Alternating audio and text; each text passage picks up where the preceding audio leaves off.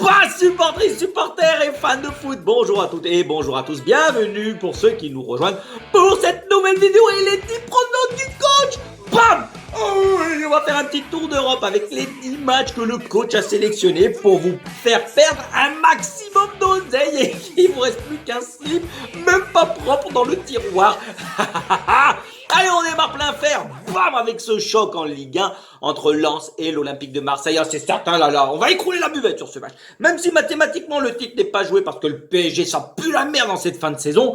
Oh, il y a Messi qui est en train de faire du paddle en Arabie Saoudite, il y a des sanctions, t'as tout paravolo. De toute façon, dans ce pays, c'est le bordel. C'est la place de Dauphin qui est en jeu avec Marseille, 70 points. Lens, 6-9 la trique. Eh ouais, 69 points, c'est trop facile. C'est la meilleure équipe à domicile. Les Lensois avec 43 points en 16 matchs.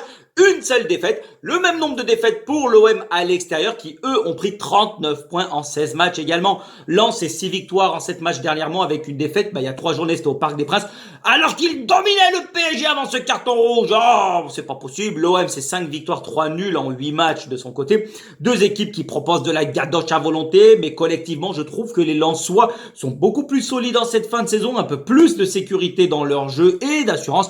L'OM, mais par contre, voilà, tapis dans l'ombre qui enquille sans forcément être en maîtrise au niveau de son jeu. Kezako, 2-1 pour Lens. Le 1, il est coté à 2,28 les goals. Si on veut mes mères dans les brancards, on file sur la côte histoire de prendre un peu le soleil. N'oubliez pas toutes les 2 heures de s'hydrater. Ce sont les conseils du gouvernement qu'il faut absolument écouter et mettre l'indice de la crème, hein, indice 95, c'est vraiment primordial. Nice-Rennes pour une belle affiche entre deux prétendants à l'Europe au début de la saison. Bon, c'est pas du tout le cas aujourd'hui pour l'une des deux équipes. Les Aiglons, c'est l'escalade de l'horreur. Faut pas se raconter de moustaire. Seulement 9e, 10 points de l'Europe, une victoire sur les 8 derniers matchs en Ligue 1 et encore c'était face au dernier 3, enfin c'est lors du dernier match face à 3, quasiment déjà relégué, un pauvre 1-0 qui derrière les fagots qui puait la merde également, un nul face à Angers, défaite face à Brest et à Clermont. Oh maman, mais on n'est pas les seuls à se toucher la nouille, j'ai l'impression de ce côté-là. Rennes c'est 6e, toujours en course pour l'Europe à seulement 3 points du lot, mine de rien. C'est une saison décevante quand même pour les hommes de Pep Genesio, même s'ils retrouvent un peu du poil de la bête avec 2 victoires sur les 3 derniers matchs.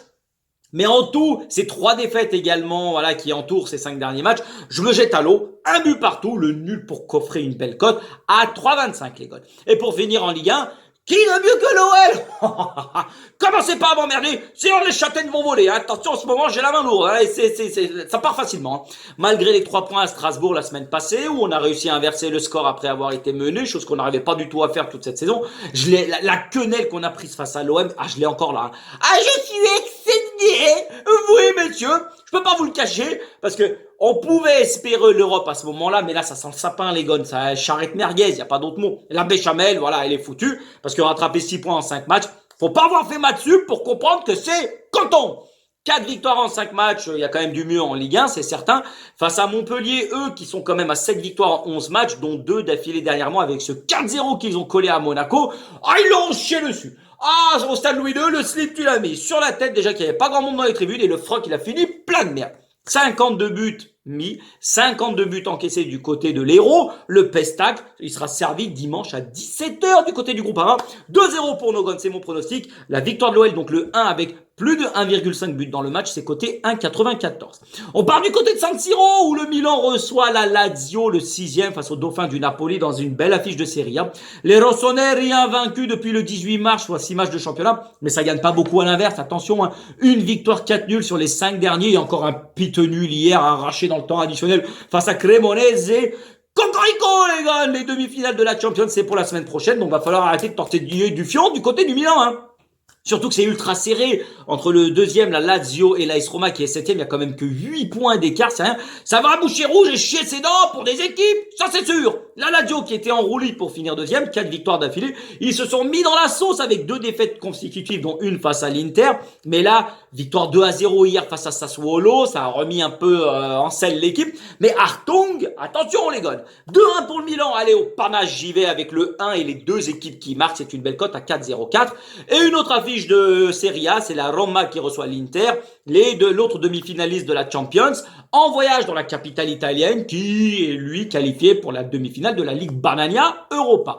La Roma 7e actuellement. Bon, elle a peut-être dit adieu à la Champions l'an prochain en concédant le nul hier à Monza. 2 nuls, 1 défaite sur ces 3 derniers matchs. C'est maigre avant les Leverkusen, qu'ils vont jouer en Ligue Europa la semaine prochaine. Faut pas être un trop peu de con face au Nerazzurri qui est des boules. L'Inter a retrouvé des couleurs en Serie A avec cette 3e victoire d'affilée hier, et de quelle manière.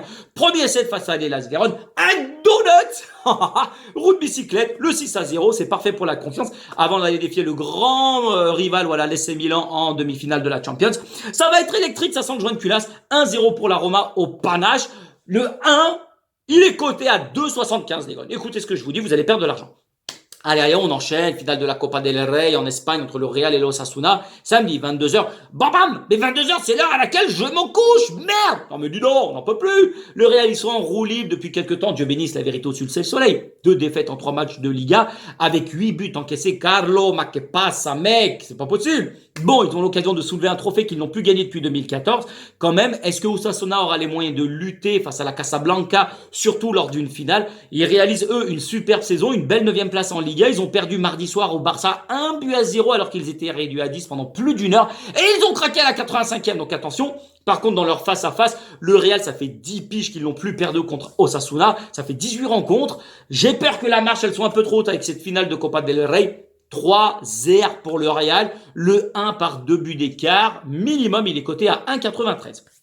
Chez les Rose Beef pour le 7e match. Allez, fais pas ta coquette, dis donc. C'est très bien que t'aimes bien aller là-bas. City Leeds dans la course au titre.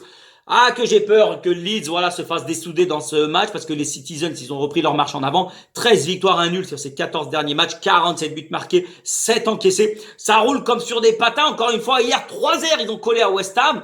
Pour les joueurs de Pep Guardiola, ils sont lancés dans le sprint final, ils sont inarrêtables. Ils ont récupéré cette première place au classement devant Arsenal. Tous les voyants sont au vert, eux, avant d'aller défier le Real en Champions. Leeds, c'est la pire équipe du royaume à l'extérieur, 9 points pris hors de leur base seulement. Mais c'est surtout 36 buts encaissés. C'est du panache, c'est ça qu'on aime. Et pas sûr que se déplacer du côté de l'Etihad va arranger la sauce. Alors là, j'y vais, c'est même plus du panache. 5-0, bam, pour les Citizens. Le 1 avec City qui marque plus de 4,5 buts dans le match. C'est une belle cote à 3,90. Newcastle, Arsenal, les Magpies face aux Gunners pour ce 8e match. Énorme affiche en première ligue entre le 2e et le 3e qui va valoir son pesant de cacahuètes. Ça va bégayer sévère. Newcastle, ça se mouche pas du coup de ses 8 victoires en 9 matchs, un podium quasi assuré et une saison où tu fermes ton claque-merde et tu admires. 5e meilleure attaque du Royaume, meilleure défense pour rappel également. Les Gunners, eux, après avoir accusé le coup avec 3 nuls et une défaite en 4 matchs, et ben là, je pense qu'ils ont perdu le titre définitivement. Je pense c'est dans cette série de matchs. Ils sont repartis au combat en ayant des minutes, un très faible Chelsea. Ça sert à rien de dépenser des milliards. Achetez les joueurs du quartier, faites-les jouer, ça sera pas pire, baba, merde. 3-1, il y a eu. J'ai peur que le pèlerinage à Lourdes ne suffise pas pour Arsenal. Les Magpies, ils vont enterrer leur rêve de titre. Moi, je dis 2-1 pour Newcastle. Le 1, il est coté à 2,40 les goals. Je vous vois venir derrière l'écran. On arrête de geindre. Un peu d'exotisme avec le Grand Prix de Miami ce week-end en Formule 1. Je vous l'avais dit que les Féfés avaient bien bossé durant ces 3 semaines de coupure. Le podium de Leclerc, je l'avais prédit également. La 5e place de Sainz embellit également la performance de Ferrari. Red Bull, bon, est intouchable. Circuit urbain, Checo Pérez, bon, je le vois encore vainqueur. Il maîtrise parfaitement la ville. Lui, je me demande s'il fait pas des horloges et des rodéos au quartier. Mais quand t'as pas de feu rouge, c'est simple, c'est tout droit, les gars. Et ouais. Et pour l'accompagner sur les 2 places, sur les 1 ou 2, eh ben, je vois Charlot monter d'un cran par rapport à la semaine dernière et finir mieux que 3e. C'est coté à 3, les gars. Et pour finir avec un peu de légèreté, voilà. Y a pas que le foot dans la vie, baba, pour perdre de l'oseille. Je vous l'ai dit, je vais transformer ton pif en nez rouge. Ça tombe bien, il y a la carte UFC 288 ce week-end. Combat principal entre Sterling et Cejudo. Cejudo, il avait pris sa retraite, voilà, il y a 3 ans après avoir défendu victorieusement sa ceinture. Sterling, lui, il l'a défendu par 2 fois, 5 victoires en 5 combats. Voilà, Sterling, c'est quand même plus grand, plus d'allonge, striking de ouf. Cejudo, lui, attention, c'est pas un enfant de cœur non plus, hein, il va pas chanter la messe en latin. En grappling, c'est énorme, il a entraîné John Jones par ailleurs, ça va envoyer du steak. Bah, allez, tu vas pas que je te joue de la flûte. Je me mouille. La victoire de Sterling par KO, TKO, soumission ou disqualification, c'est coté à 3,35. Allez les gars, c'est tout pour aujourd'hui. Un grand merci à toutes et à tous. Vous êtes de plus en plus nombreux à vous abonner. N'hésitez pas à mettre un petit pouce. Voilà, ça aide la chaîne. Même si je gagne pas d'oseille, je m'en balais, je fais ça par plaisir. On se retrouve la semaine prochaine pour de nouveaux pronos. D'ici là, portez-vous bien. La santé surtout. Sortez et prenez l'air et barrez-vous, vous m'emmerdez.